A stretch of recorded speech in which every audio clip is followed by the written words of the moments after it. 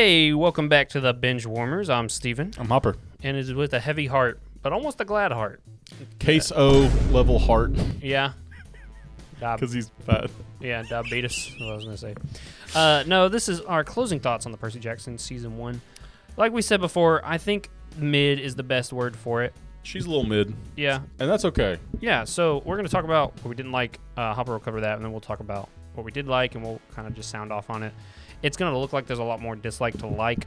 Yeah. The show was good. It's just hard to find the good. I think it's easy to notice negative stuff when you're watching something like this. Yeah, so comment question. Help us out here. The good things you liked about the show, if you watched all the way through, tell us what you liked it. We were looking at some of the reviews on Rotten Tomatoes, and like it was either one or the other. People hated it or they yeah, there were not very middling roads, but I feel like the show was very middle. That's how we felt about it. Yeah. So I don't know. But yeah, let's jump into it. So let's start with some negatives. Yeah, I think the biggest thing for me was that it didn't feel like an action adventure show. It didn't feel like you were exploring the world. It felt like you went from one location to the next. And we're going to tell you what's happening, and then we get a monster, and they're sort of underwhelming, and then we're going to go to the next thing afterwards. Yeah. Granted, like some of the ways they fought and killed the monsters were sort of creative, like the Medusa head. They put the hat on her head so you couldn't see her. Kind of made me confused. It was like, oh, is that how it works? Like, And then using your wits to convince Hephaestus to help you. Yeah.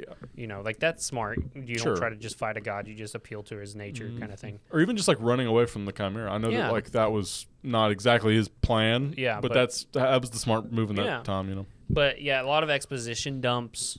There was not enough showing. Yeah, that's the thing with a show like this. You wanna experience it with the characters. You don't want to have to hear it every single time. Yeah, a couple times is okay. We don't need to hear. We don't need to necessarily figure out about LTM, but maybe when it comes to like the Flower Casino, maybe let them eat a couple things and get stuck there. Maybe let them have a little fun. Yeah, not show just work, the work, magic of the Lotus Casino too, because it was more casino, because in the books, you know, and I don't want it to be just like the books, but the books captured the magic of it. Lured these kids in with all these fun games and prizes and room service and stuff because they go to their hotel suite and stuff. And they didn't show that. You just walk in, it's like any other Vegas casino, and there's no magic in that. That's another part of it too. Like it didn't feel like there's any stakes. Yes, the stakes in this show were non-existent. Which is funny because like they actually get a rose. They're more high stakes than they are in the book because the war starts and the summer solstice is over. Yeah. By the time Percy, you would think there was more pressure on it. Yeah, you would think you would feel the stakes a little bit better. Yeah. So that's another big issue. I think another thing too for us was some of the acting was not very great. Yeah, which we understand they are child actors. They're children. We're not trying to hate on them. Walker Scobell. Oh, he's got phenomenal. Yeah, he's got the it factor. He'll be the next Tom Holland, or you'll be sick of this kid. You'll be hearing about on Twitter how we shouldn't be fan casting Walker Scobell and stuff. Yeah, but I would fan cast him in almost anything right now. Ben 10. The kid's got skill. That's a good one. For the next like 5 days. The problem is all of these actors got black hair and he's got blonde hair. You know. That's okay. But yeah, Walker Scobell can't, and you know Grover's character and Annabeth's actor, they kind of get better as it goes on. But you can tell they're children. Yeah, I mean Annabeth does fairly well. She's passable as a child actor. Grover, not so much. He's a Disney Channel guy. Yeah, the kid that plays Luke, I still don't. I don't love his performances, but you know it's fine. Like they're kids. I'm not gonna hold anything obviously super against them, but that took away from our experience, especially when you put them up against like Lin-Manuel Miranda. Or like Adam Copeland, or like Lance Reddick, whoever played Percy's dad. Yeah, Maggie Smith's son. I don't know his name. we know Maggie Smith. Yeah. Anyway, all the adults it was like a breath of fresh air when they came on the scene. Yeah, and the character arcs too. Like some of these characters, like the performances weren't so great. They weren't even arcs. Yeah, exactly. It's like okay, maybe Annabeth. I can see where she gets like the arc of. I'm going to learn to love people more and kind of come out of the Greek god world and come into the human world a little bit more. Percy's a little bit opposite. I'm from the human world, but I'm coming into the Greek god world a little bit. But like, do we see that? Do we feel it? You don't, and that's the thing. The feeling, the magic of, and the wonder of the ancient Greek times in the modern era, you don't really feel it as much as you would like to feel it. You would like it a little bit more. Yeah. In the books, it was like Percy becomes like Perseus. Like at the end of the book, he's a Greek hero. Yes. And granted, he's young. So I mean, that's another part of it too. Like they're all super young. Yes. So like. You don't see them using their wits as much because everything is expo dumped. So like there's no wits being used, you know what I mean? Yeah. And also that kind of comes into like who is this made for? Yeah. Do we make this for kids? Do we make this for people like us? Yeah, what's the audience? Cuz it feels very weird. It feels like it's like a half measure. Yeah. It's not like the first Harry Potter movie is a family movie and that feels very like good for kids and adults, like you can both get behind it. That's why it's still popular to like this day, you know? Percy Jackson, I don't know if that popularity will last with this specific iteration of it. I think what helped with the Harry Potter movies is they came just to make the movie. Yeah. And then the audience came to the movie. Yeah. And then they're like, okay, this is our audience. Let's build the next few with them and grow with them kind of thing. Where did they go wrong on this one, though? I don't think they had a clear vision because I think Rick, we talked about it too. We can kind of change a little bit to the next one, but I think we were talking about it when watching the behind the scenes of making it and stuff. I think, and I hate saying this because I was a big proponent of it, I think keeping Rick Riordan on is such a big influence on the book, on the show, kind of hurt it because he wasn't just trying to make it true to the books. He was trying to change it to what he would change it to. If he was rewriting the book now, this is how he would write the book. And I think he made too many changes of, if I would write the book today, this is how I would do this scene. I would have fleshed out Grover's character more or something, or I would have put, I would have had them talking about Luke's mom or something. Yeah, so I don't like, I come to not like how much of an influence he had on the show. I don't know if that stuff made it worse, though. I just wish that we wouldn't have sacrificed some of the book stuff for the new stuff. Yeah. And if we're sacrificing and making a new thing, you said this in your Avatar video. Yeah. Just make a new thing. Yes. Like if Rick Riordan's involved, I know it's Percy Jackson. We're still in the name Percy. Yeah. If this was its own thing, no one would have watched it. Yes. It's how it is. Like Willow had one movie in the '80s. No one watched that show at all. They took it off the service completely. Yeah. So I don't know. It lacked direction. I feel like on who they were trying to show this for. Is it your old fans? Is it a new audience? Is it trying to do both? It kind of hit the middle of the road for me. Yeah. I didn't feel like I was supposed to be watching it as an adult, but I don't think kids would really get much out of it either. Yeah. Granted, I'm not a kid, so yeah, maybe they do. Yeah, so maybe, I don't know. If you're a child, let us know if you liked it or not. Yeah. If you have kids, did you show them the thing? Did what they were like your it? thoughts? But I think the majority of the audience was people our age who'd grown up with the books. Yeah. But even Walker Scobell, he's young, and he said he read all these books in third grade. Yeah, he was an expert, which I appreciate that he was Percy because he had read the whole series. So I like that. Also, too, the special effects. The backdrops and stuff, that volume technology's coming into its own. It looks pretty good. Yeah. Like, all the stuff, the locations and stuff look pretty good. They built sets for some of it. They were in a specific location long enough. They actually built Camp Half-Blood in the woods somewhere. Yeah. As we watched on that documentary, the behind-the-scenes thing.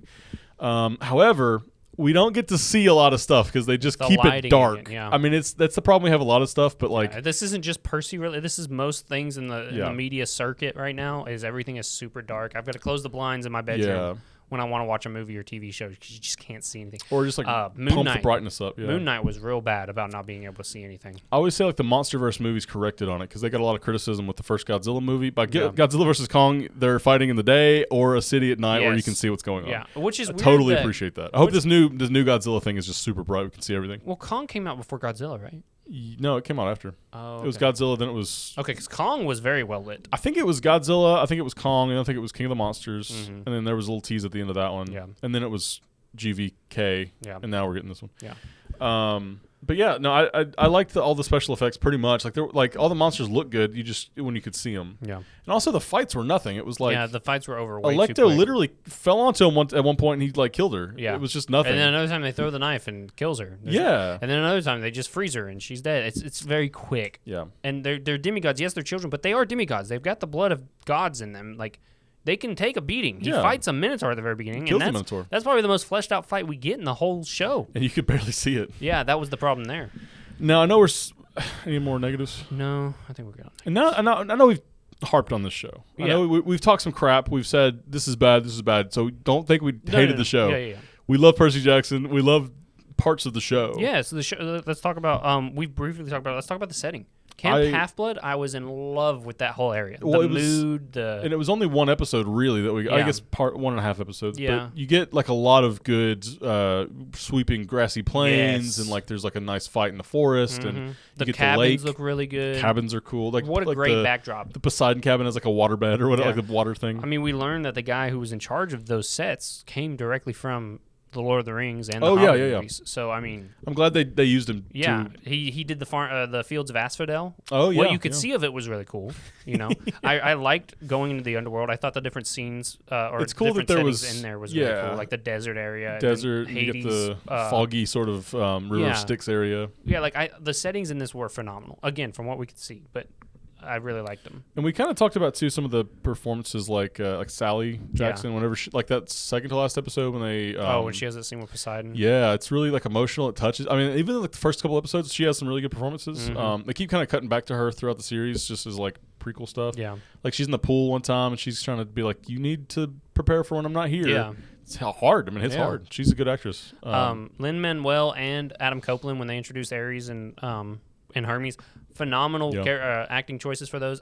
I heard we had both heard that Edge was going to be Ares. I'm like, what the heck is this? Kind of wasn't so sure at first, you know. Yeah, but then he fits it. So well. He's really good about playing like maniacal. Yeah. Like he's a good like. And he's got that craziness in him. He's got the craziness, and he's also sort of like brutish too. Like he fits the role perfect. I think. Yes. I want to see him in more stuff. Put him in more. Like Batista is like a really good actor, and he just started out as a wrestler. Yeah. I like The Rock. I mean, I know people don't think he's the best actor, but John Cena's really good too. John Cena's pretty good. Like he's at least a fun character to watch and stuff. Yeah. So put more wrestlers and stuff, guys. Come on, give him a chance. Where's Rey Mysterio at? Where's Put him Shawn in Michaels? Where's Stone Cold Steve Austin? Where's Triple H? I feel like I have to say Stone Cold Steve Austin. Hey Mario, put him in the next Mario movie as a Toad. Please do that. If you know, you know.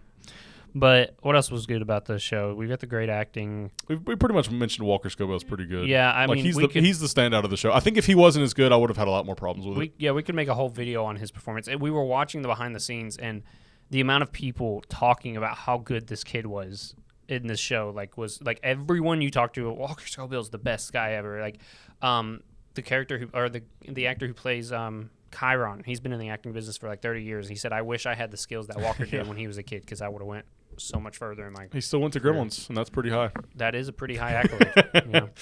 No, he's great. I think there was some good stuff. There was good performances, there was bad performances, but it balances out. We can talk about the monsters. They're pretty great. The ones we can see.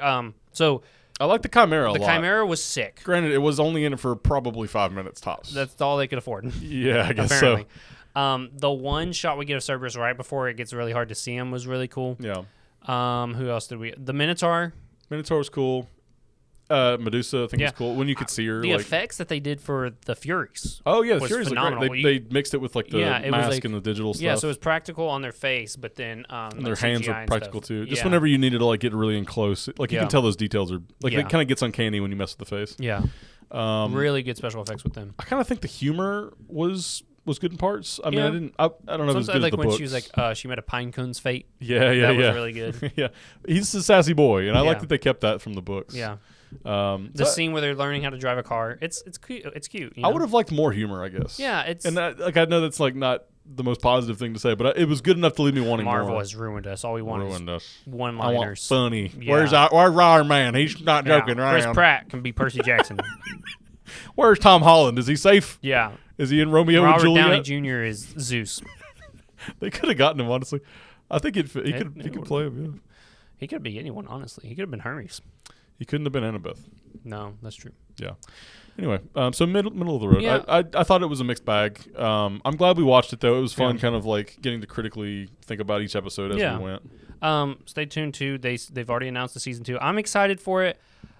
Tentatively, I hope that they take a lot from this first season and they build on it. Like I said, a lot of shows are kind of mid in the first season. Yeah, like you hear a lot of people say the first season's kind of dry, but once you get past it, it's really good. I always pull up Parks and Rec as an example. Like the first season's kind of, but like season 2 through like 3 or 4, some of the best TV of all time. I use that show Gotham. The first season they didn't know what they were doing, and they were just throwing Batman villains in there. And then by season 2, they were like, okay, we're going to do this with it. We're going to do this with it. And they got a really good footing under them. The Titans show on HBO Max, the first season was god-awful. Yeah. It's so bad. And then we watched the second season. It's one of my favorite seasons of a show. It's so good. So I'm having the same hopes for Percy. And that's sort of what Netflix doesn't get, because they'll just cancel a show. Yeah. It'll be like one season, not enough people watched it, it's done. Yeah. It's like, give it a chance now. Give it at least a season or 2. Yeah. Like we don't if you got a plan for season 2, do a season 2. Yeah, so thank you to the Disney team that's like, we'll keep you around for at least another. Like what if Breaking Bad didn't succeed after like the first that's season? What I'm saying, you know what I mean? Well, I mean, apparently every episode season. was a hit. So. It was really good. Not a good example to bring up. Well, I'm just saying, like, what if it premiered on Netflix, no one watched it, and it just got canceled? Like, it would have missed out on all. Not only Breaking Bad, but also Better Call Saul. Yeah. So anyway, we are excited for that. And like I said, guys, we didn't hate the show. It just didn't live up to the expectations we were having, because for me personally, the book was my favorite book series ever. Personally. Yeah. Ooh, that's a good one. And also hearing that the author was going to be involved with it, I was like, this can't fail. This is going to be phenomenal. I shouldn't have went in with such high expectations, but I'm a hopeless romantic when it comes to good content. It's hard not to be with a show like this and a book series that you grew up with loving and appreciating and stuff. So so we're not counting it out just yet. We will be back for season 2. And it's only time can tell. I think Disney's kind of in a weird spot too. Like they've lost a bunch of money from the Avengers and not the Avengers, Marvels. but the Marvels and like the past couple of Marvel projects. And I think the CEO said recently they're going to focus on their big flagship titles. Yeah. Which I'm hoping Percy Jackson just is. Yeah. I mean, we haven't. Well, I think he was specifically talking about Marvel in that. Yeah, but I think that's the plan for Disney because you see like we got Toy Story 5. A lot of their Pixar stuff has flopped recently too. That's true. We got Pixar 5 coming out. Moana 2's coming out. Pixar 5. Toy Story 5. Yeah. It might as well be Pixar 5, Moana 2, Zootopia 2. Electric Boogaloo. Yeah, I think Frozen 3. Just like a bunch of sequels. Like we're focusing on our brands here. Yeah, let's get the brand recognition, which is fine. We like sequels when they're good. Sure, if they're good. Like Frozen 2 did not impress me though. If it's heading down that path, I don't know if I'm excited. See, I really like Frozen 2, but it's a show for kids.